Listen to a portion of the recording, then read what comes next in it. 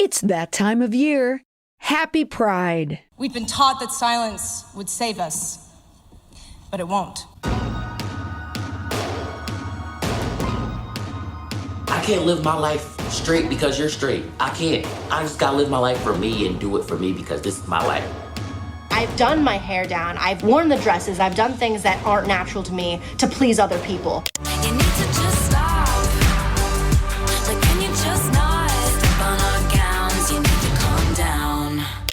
There have been moments in history when someone has had the courage to stand up for what they believe in, and that one action changes everything. It's so important that we keep fighting for the right to be who we are, the right to love whoever we want to love.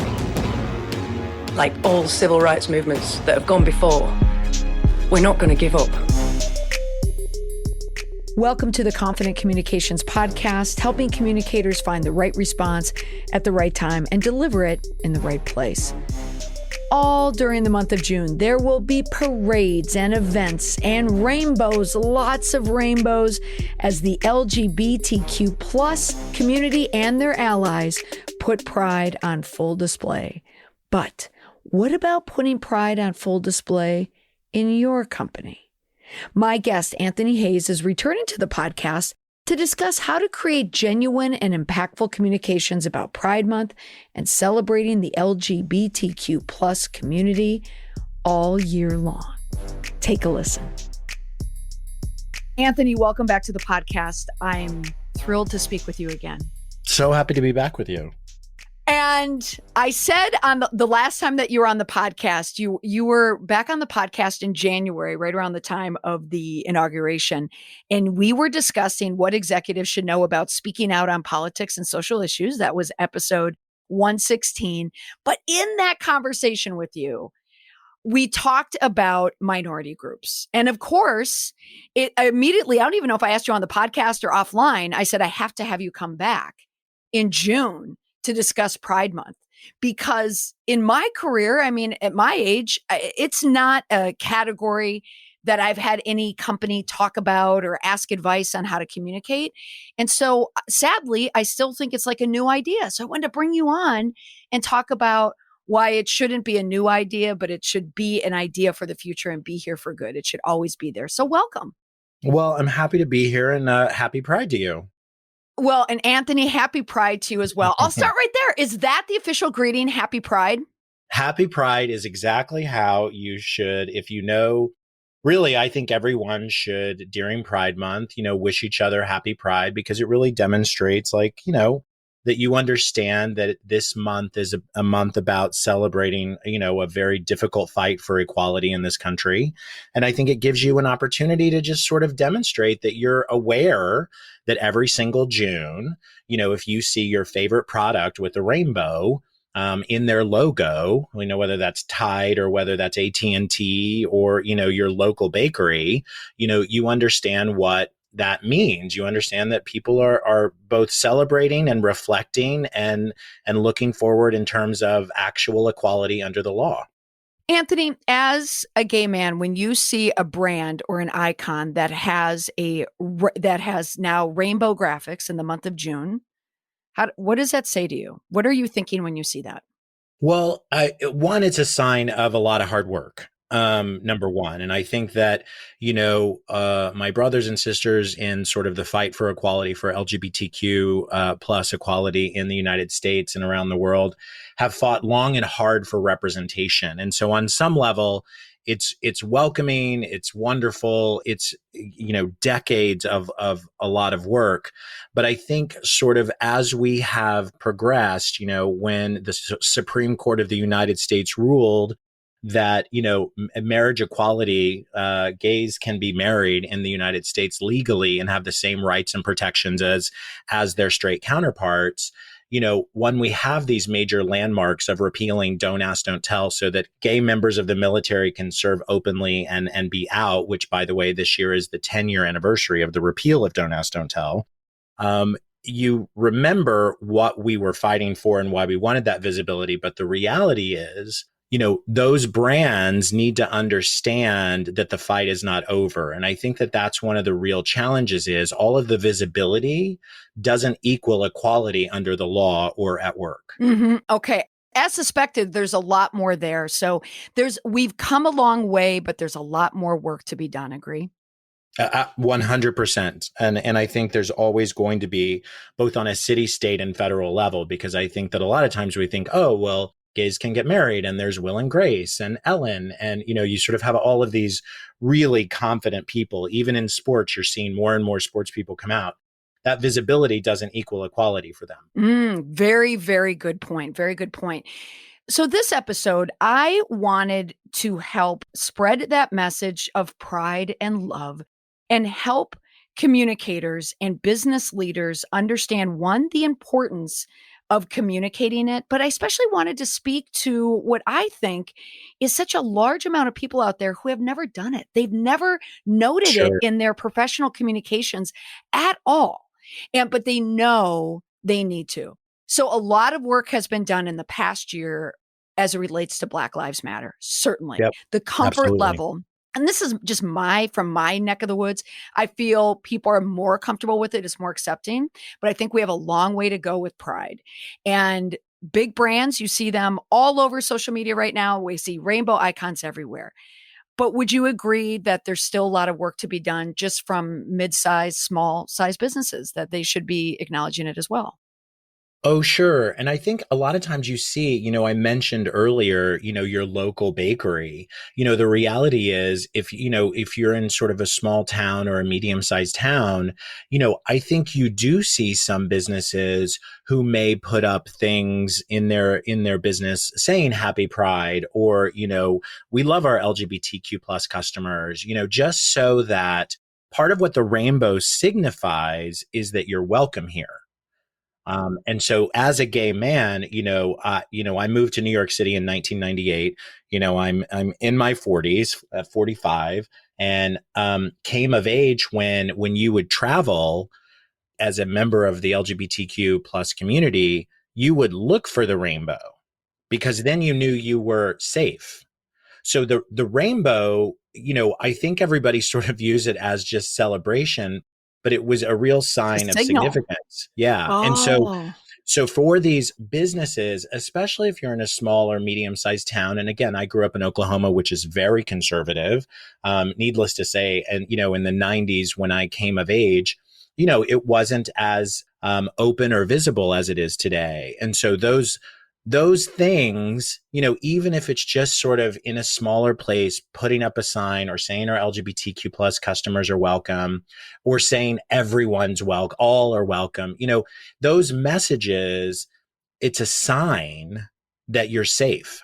Oh, that is so powerful. It's like the Green Book, the movie that came out, but oh my gosh. So starting right there, if you have, let's talk about like the external communications presence. So, on site, if you have a flag there, if you have a sticker, if you have some sign welcoming, it's not just come in and buy a bagel, but you're also saying we employ, you are safe here. Anyone LGBTQ plus safe here. Now that I assume then translates when you see it in a company's external communications. It's the same way. It's not just that we will serve you, but also you can work here. We encourage you to do business with us, correct? That's correct. And I think sort of for the larger outfits that listen to your show, the bigger brands out there, part of it is it's not just messaging to their customers, but it's so that their employees feel like, oh gosh, you know what? I am so proud to work here because they understand that there's still work to do. They understand that representation matters, and they understand that all this visibility is a sign to people of our values.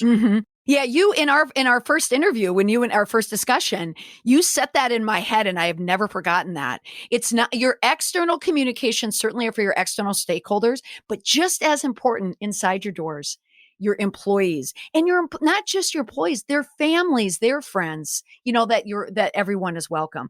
Oh, this is wonderful. So let's discuss then some do's and don'ts. And we're not speaking to Tide. We are speaking to small to mid-sized businesses. They're running their own communications. They have their own shop. There might Sure. be a communicator that really, really wants to acknowledge Pride Month, a communicator who knows we shouldn't just limit it to a month. We should always have this in our Absolutely. communications. What are some of the do's when it comes to communicating Pride? I think the biggest thing is just to communicate about LGBTQ plus, certainly during the month of Pride, just to demonstrate, that number one, if you are looking for employees, that LGBTQ plus are welcome. So in your job postings, you can say that. You can talk about, again, we really wanted to say happy Pride to all our LGBTQ plus customers.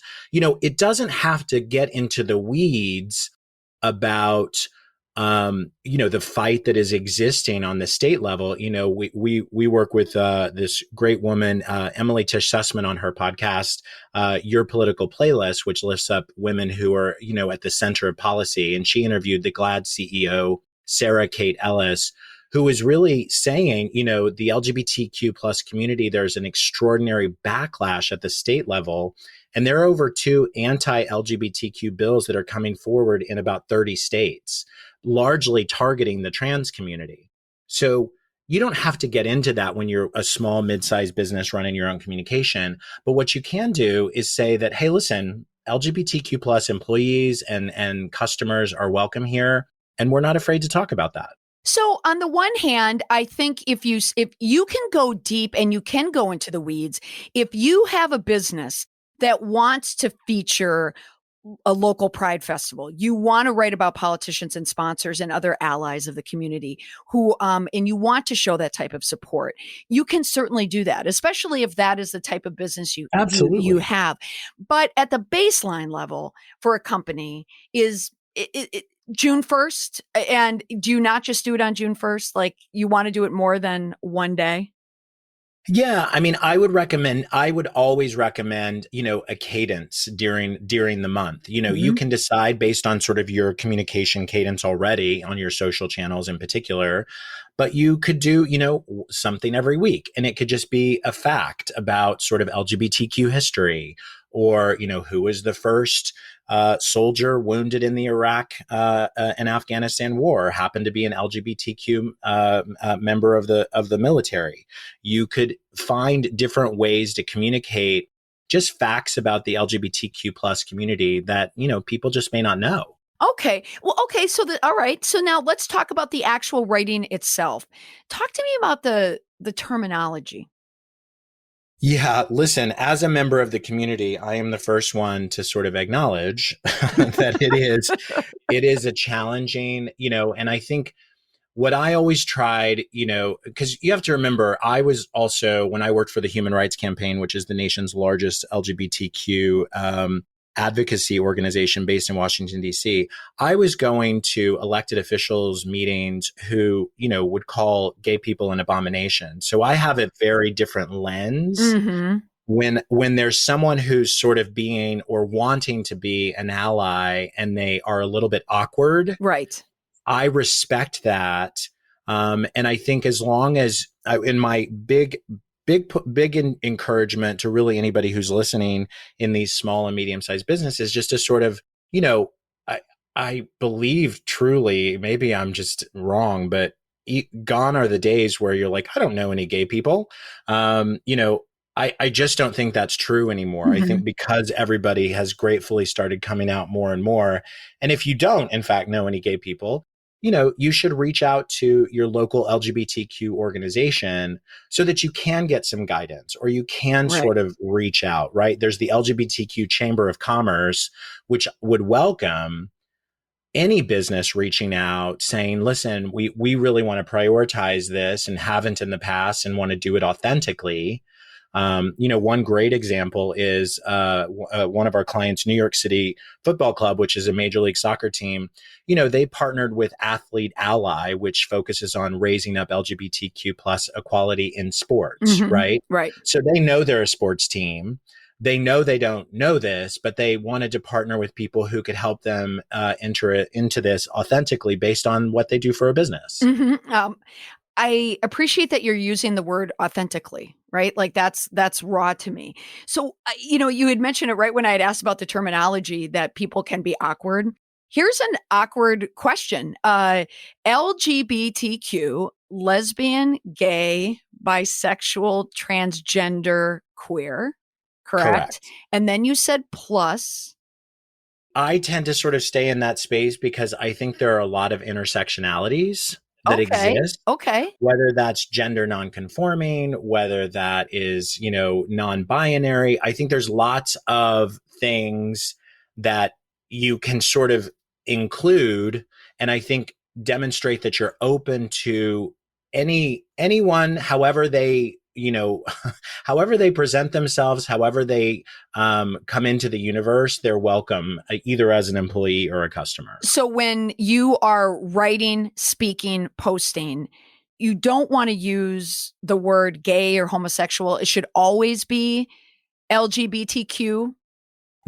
I think you can sort of, I think it depends on sort of what is being referenced, right? Okay. Because context. there are, like, I'm a gay man. So like if someone was to say, Right.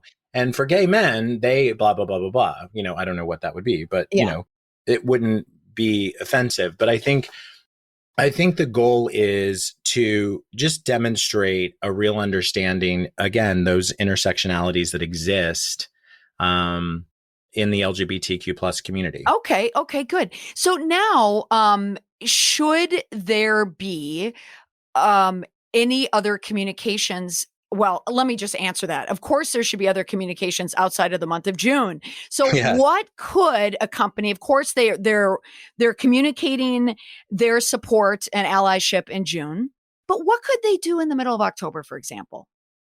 Yeah, I think that's a great question. And I think there are lots of different opportunities where you can look at what maybe you might be communicating. Maybe that month it's about, I've mentioned veterans, or maybe there is, something that you would want to communicate where you saw that an LGBTQ plus person in your region, your city, they accomplished something, they did something great. And so maybe you share that on your social media to say, we love that this person, accomplished this, or, I think there's like different ways that you can lift up voices and amplify sort of the work that, members of the LGBTQ plus people are doing, either at your firm directly or elsewhere. Is it ever pandering, or is there ever a way to do it wrong? Sure. What would that look like? Of course. I think not digging deeper. I think one of the things that the Human Rights Campaign did long ago was put the HRC Equality Index, which is a very powerful tool. It still remains powerful today. Mm-hmm. And it really sort of set a guidelines, especially for bigger companies, but I think really companies as it relates to sort of their support of LGBTQ issues. So I think you can sort of look at, how are we communicating? Are we just putting up a rainbow flag? Is that all we're really willing to do? Like, why are we uncomfortable, like, putting out a written communication? And you just have to explore that. And you have to understand what that means for your business, because it is noted to me when I see representation, especially, like, for instance, Delta Airlines, I think, does a very good job of demonstrating, gay couples traveling. Yeah. And so, but I notice that. And I also don't think they are pandering, because I've seen other things that they have done. They've consistently shown up, to your point of, when there have been really difficult challenges, either on a city, state, or federal level, and businesses have signed on to letters, as saying, we support this legislation that will help expand the rights and responsibilities of LGBTQ people because they're being denied those. Mm-hmm. That is another way where, in your local area, if you start to understand there's anti-LGBTQ plus legislation or budget items, and you wanted to join the cause, that is how businesses joining the cause, because one of the things that moved the needle on marriage equality in this country, certainly in the state of New York, which I was intimately involved in, we had two fights, 2 times that we went for it, 2009 and we lost, in 2011 and we won. And there are countless people who worked on it. But one of the things that moved the needle was employers going to the governor saying, I'm going to lose my ability to recruit top talent that are LGBTQ plus that we need. They won't come to New York. Yes. Interesting. And so just as a business, you have to figure out how I think, one, the customers and employees that you do have, just making sure that you acknowledge that LGBTQ plus are welcome, and that you love the community and you want everyone to come to your store or buy your product, or your employees to feel safe about sort of identifying as LGBTQ plus. That to me feels like the base. And I think if you do that authentically, you have to understand and decide how you want to advocate. And if you have LGBTQ plus employees, you better expect them to start coming to you if there in fact is anti-LGBTQ plus legislation in your city, state, or federal government, regardless of the size of your business. Anthony, when you discuss being an ally to the LGBTQ plus community, I just hear different levels, right? Like you really can go deep as a company if you want to. And there'd be so many benefits, not just from the external, but to your employees, to your customers as well. But even let's say you're doing a lighter touch, and you mentioned the Delta ad. Every time I flew, I would note that. I would note that Delta took the time to take a photo of 2 men traveling together. Now, I also thought that one was overdressed, like he was wearing a very heavy sweater, and the other one was just wearing a shirt. So every time I walked by, I thought, where are they traveling to? That one half of that couple is freezing, and the other half is. But I noted that, right? And I went, good on you, Delta. Okay. Is there anything like obvious don'ts out there? Yeah. I mean, I think to me, one of the obvious don'ts is, if you openly stand up and start to, support anti-LGBTQ legislation or things like that, yes, that's an obvious. But I also think it feels lacking to do nothing. I think it doesn't represent, or people don't understand the importance of the visibility piece and sort of companies, whether it's small or big, seeing them. It's like, I hesitate to sort of encourage people just to do like one pride message and a flag. But I would say if that's all you can do right now, because you're going through sort of operationally, right? This isn't a comms problem. This is an operations problem, because you're trying to understand how you want to communicate your values around LGBTQ plus community and employees, customers, then put out one message. But I think not putting something out, it is noted. Like I note when people don't do it. Right. And I don't note it in like a mean way. I just am more, to be quite honest, I'm stunned. I'm like, you can't even do the lowest hanging fruit, right? Of like putting a flag out and just sort of saying happy pride. I mean, how is that a problem for you and your business and communicating your values of inclusivity? Unless their values are not. Yeah. Okay. Yeah. But that's not a communication problem. That's an operations problem. Which it turns into a communication problem. You're absolutely right. You and I know this. Oh, boy, do we know this. Okay. Right. So I think that's a good one to end on too, because silence, again, I feel like I say this a lot. Sometimes silence can be the loudest message of them all. Well, it's a message. It is a message. Absolutely. And it's a message to your customers, but it's also a message to your employees. And we know too, in this environment, we hear it all the time. People can't find employees. They can't find good employees. Maybe one of the reasons why is your employees don't feel welcome there. Yeah. Oh gosh. So tell me, any tip that you could offer? My brand now is all about indestructibility. It's about, I do say, like, I offer tips to help communicators, help business leaders feel confident in their communications and putting themselves out there. And part of it too is being confident to speak to your values, show your mission statement. Is there some tip that you could offer that would really help someone struggling with, we want to communicate pride? How can we do that? What's an indestructibility tip? I believe these opportunities, again, if you haven't done it in the past, I think it feels really uncomfortable, or you feel like you're opening some sort of Pandora's box. I can't promise that you won't sort of have, a comment here or a comment there on social media, but I can almost promise that the majority of it will be overwhelmingly supportive. You will be surprised how many people will sort of say, gosh, this is great. Thank you for posting this, or reshare it, especially if they're really identified with what your company does, or your employees will feel good about it. But I think the biggest thing is, don't view it as a problem, view it as an opportunity. And I think, obviously today we're talking about pride and LGBTQ plus and how to communicate that. You have an opportunity every June, if that's all you can do, every June you have an opportunity to communicate to that group of people, whether they're employees, customers, local community, and take the opportunity. I think that a lot of times people let the opportunity pass because they're just too worried. And I don't think that that is effective communication. I believe in engaging communication, even if you have to sort of have the one person, two people who sort of come in heavy and say, I don't like when companies bring politics into this. That's an inevitable part of communicating your values, because I think a lot of times what we've witnessed with Black Lives Matter and other things is that it is about communicating your values in a way that your employees, customers, et cetera, know where you stand. Because, by the way, all those people I just mentioned, employees, customers, are all expecting you to speak up.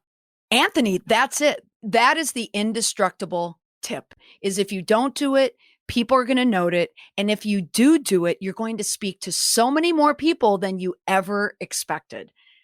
Excellent advice. And also from someone who was just honored. I saw Crane's New York business had a second annual list of notable LGBTQ leaders and executives. And Anthony Hayes, you were on that list. Yes, I'm very, very honored by the recognition.